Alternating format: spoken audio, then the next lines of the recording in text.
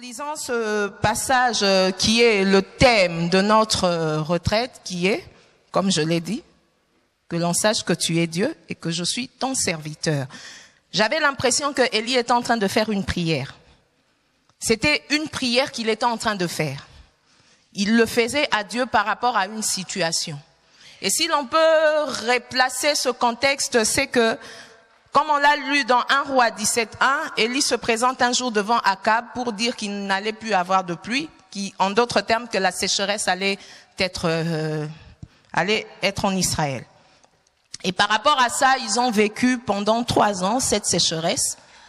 Et un autre jour, Élie se présente dans 1 Roi 18, la Bible nous montre la confrontation d'abord qu'il a eue avec Akab, en disant, Akab accusant Élie que c'est toi qui trouble le peuple, Élie qui dit c'est toi qui trouble le peuple. Bref, il y avait une confrontation. Élie se tient devant, il fait une convocation où il y a confrontation entre le peuple, le peuple de Baal, les prêtres de Baal qui étaient des chouchous, je dirais, de la reine Jézabel qui est la femme d'Akab, et aussi entre Élie qui est serviteur du Dieu vivant. Cette confrontation se fait. Et Élie reproche au peuple une chose, en disant que ils étaient froids, dans le sens où tantôt ils servaient Baal, tantôt ils servaient Dieu. Ils n'avaient pas de position fixe. Bien-aimé, j'aimerais te dire, ouvrir une parenthèse en te disant, pour que tu sois béni, fixé, visité par Dieu, il est important que tu sois ferme, que tu sois fixe. Alléluia. Que tu sois fixe. Que tu ne sois pas tantôt plutôt. Donc on ne connaît pas ta position. Il est chrétien, il n'est pas chrétien, il a la foi, il n'a pas la foi. Non. Soit tu l'as ou tu ne l'as pas. C'est comme ça. Soit tu l'as ou tu ne l'as pas. Et Élie se tient en reprochant au peuple que le peuple avait son cœur partagé. Si le peuple aussi avait certainement son cœur partagé, c'est parce que Baal, au fait, selon les divinités païennes, était le dieu de l'orage et de la fertilité. Ce qui fait que, en d'autres termes, ils croyaient que bien qu'il y avait sécheresse, je me dis même ce jour-là quand Élie s'est tenu, ils se sont dit on s'en fout Élie, même si il ne pleut pas, nous on va invoquer Baal parce que lui il donne l'orage, parce qu'il a la fertilité, et ben il y aura de la pluie. Mais Dieu, pour prouver qu'il était Dieu, parce qu'il est simplement vivant, a fait que pendant 3 ans il n'y avait pas de pluie. Donc en d'autres termes, Baal n'avait pas réussi, Baal avait échoué. Alléluia. Baal avait échoué. Je me dis, ils sont peut-être même entrés, ils ont fait des messes noires, ils ont fait ils ont tout fait, tout calculé. Ils ont tout mis en place. Mais pendant 3 ans, la Bible me dit qu'il n'y avait pas de pluie. Et un jour, dans ce cauchemar-là, un Élie se tient. Il se tient pour une confrontation. Et comme ceux qui m'ont précédé l'ont dit, Élie avait, je dirais entre guillemets, la maîtrise de tous les facteurs. Premièrement, il connaissait son Dieu. Il savait que son Dieu n'était pas n'importe qui. Il connaissait son Dieu. Non seulement qu'il connaissait son Dieu, mais il connaissait aussi son identité. Il savait qui il était. La connaissance que tu auras de Dieu fera que tu te connaîtras. Tu sauras que tu n'es pas n'importe qui. Tu sauras que tu ne permettras à personne de mépriser la présence de Dieu qui est dans ta vie. Tu ne permettras à personne de te parler. De toutes les façons, tu n'auras même pas besoin de te justifier. La présence de Dieu en soi va faire qu'on va te respecter. C'est pour cela que tu n'as même pas besoin de commencer à dire qu'on te respecte. Non, cherche seulement la présence de Dieu. Ça amène le respect. Un jour, le pasteur nous a prêché que c'est un poids.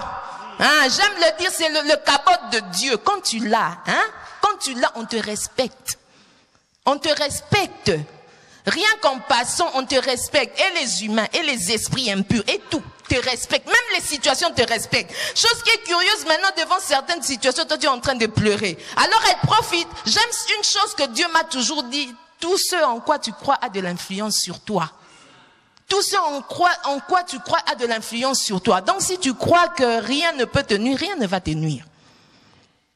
Rien ne va te nuire. Donc si tu crois que j'ai même envie de te dire, toi qui payes la dîme, que Dieu va menacer le dévoreur pour toi. Donc quand tu te retrouves dans une situation compliquée, Sors ce passage. Fais comprendre à Dieu, Seigneur, je paye ma dîme. Et parce que je paye ma dîme, menace le dévoreur pour moi. Il va menacer.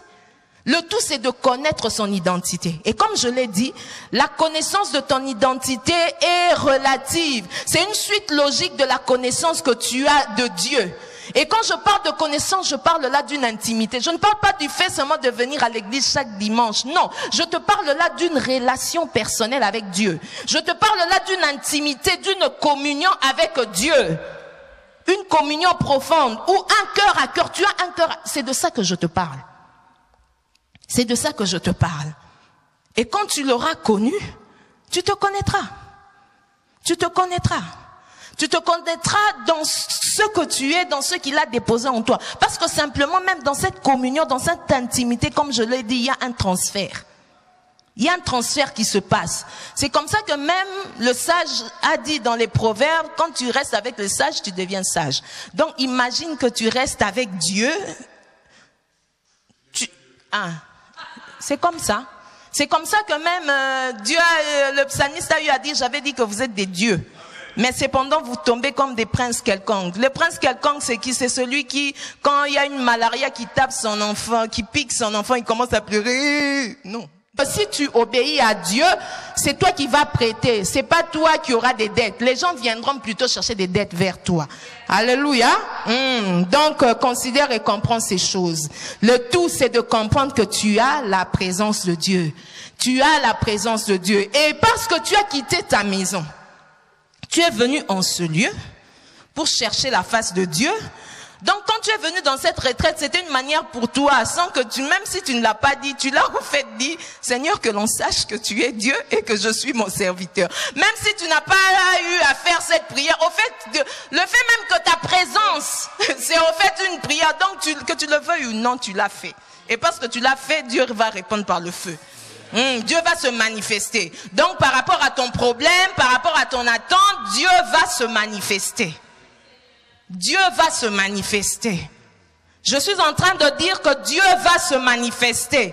J'ai l'impression que tu ne me comprends pas. Je suis en train de te dire que Dieu va se manifester.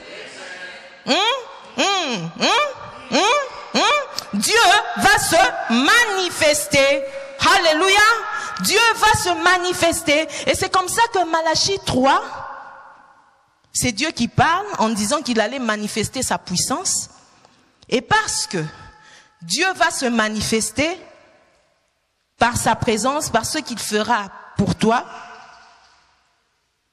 tu seras distingué. Donc, parce que tu es dans cette année de distinction, tu as dit à Dieu, manifeste-toi afin que je vive ma distinction. Au fait, c'est ce que dit ce verset, que l'on sache que tu es Dieu. Ça veut, on peut paraphraser en disant, Seigneur, manifeste-toi dans ma vie, en me donnant par exemple les papiers pour celui qui n'en a pas. Et par le fait qu'il t'aura donné les papiers, tu seras distingué. Parce que la distinction est ton partage. Donc le jour-là, le 1er janvier, quand Dieu avait libéré cette parole que tu es distingué, elle est partie, elle est sortie. Et Moïse a pu entendre Dieu lui dire dans Exode 33, 14, « Je marcherai moi-même avec toi, ainsi je te donnerai du repos. » Et Moïse pouvait encore implorer Dieu en disant que si ta présence est avec nous, je serai distingué. Donc, parce que tu es venu en ce lieu, même si je le répète, tu n'as pas fait cette prière en disant, Seigneur, que l'on sache, que l'on reconnaisse que tu es Dieu et que je suis ton serviteur, que tu ne le veuilles ou non, tu vas vivre la distinction de Dieu. Parce que ta présence en soi, c'est une prière. Donc, c'est parce que tu es venu à cette retraite, que tu ne le veuilles ou non, c'est comme ça. Tu vas vivre la distinction de Dieu. Quitte à toi maintenant de définir la distinction selon ton attente, selon ton problème, selon ton désir, selon ton soupir. Alléluia. Peut-être que même tu as déjà vécu la distinction, certainement. Je bénis le Seigneur pour cette distinction, mais crois que tu peux encore vivre une autre distinction. Parce que la Bible me dit qu'un flot en appelle un autre. Il se pourrait aussi que tu n'as pas encore vécu cette distinction, mais j'ai une bonne nouvelle à t'annoncer.